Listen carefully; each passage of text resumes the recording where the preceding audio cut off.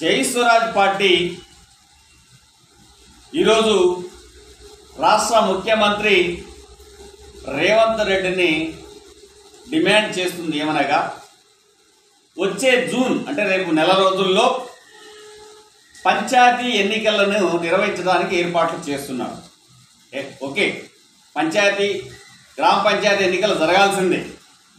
దానికన్నా ముందు ఎన్నికలకు ముందు వాగ్దానం ప్రతిపక్ష నాయకుడిగా ఉన్నప్పుడు రేవంత్ రెడ్డి ఇచ్చిన వాగ్దానం ఏంటంటే బీసీలకి కులగణన, ఈ రాష్ట్రంలో ఏ కులాలు ఎంతమంది ఉన్నారనేది స్పష్టంగా తేలిన తర్వాత బీసీల జనాభా ఎంతో తెలుసుకొని ఆ జనాభాకు తగ్గట్టుగా రిజర్వేషన్లు పెంచుతానని ఎన్నికల ముందు చెప్పింది.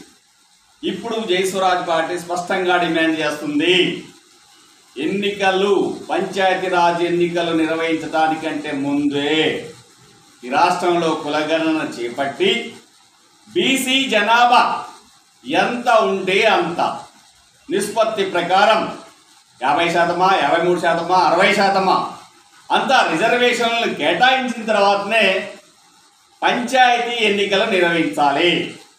ఇది ఈ మొన్నటిదాకా లోక్సభ ఎన్నికల్లో కూడా పదే రిజర్వేషన్లు మేమే ఇస్తాం, మేమే ఇచ్చాము, ఉంచుతాము, పెంచుతాము అని నిన్నటిదాకా నువ్వు మాట్లాడి ఆ మాటే మర్చిపోయి ఇమ్మీడియట్గా పంచాయతీ ఎన్నికలకు సిద్ధపడుతున్నావంటే ప్రజల్ని, మరి ముఖ్యంగా బీసీలని పచ్చిగా మోసం చేసిన వ్యక్తి ఎవరైనా ఉన్నారంటే రేవంత్ రెడ్డి అనే పేరు వచ్చే అవకాశం ఉంది.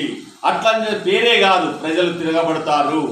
కాబట్టి 2 నెలలు ఆలస్యమైనా పర్వాలేదు, స్పష్టంగా ఈ రాష్ట్ర జనాభాని నువ్వు ఇచ్చినటువంటి వాగ్దానం ప్రకారము కులాల వారీగా నిష్పత్తిని, కులాల వారీగా జనాభా గణనాలు చేసి ఆ నిష్పత్తి ప్రకారం బీసీ రిజర్వేషన్లు పెంచి పంచాయతీ ఎన్నికలకు పోవాలని జై స్వరాజ్ పార్టీ డిమాండ్ చేస్తుంది. జై స్వరాజ్.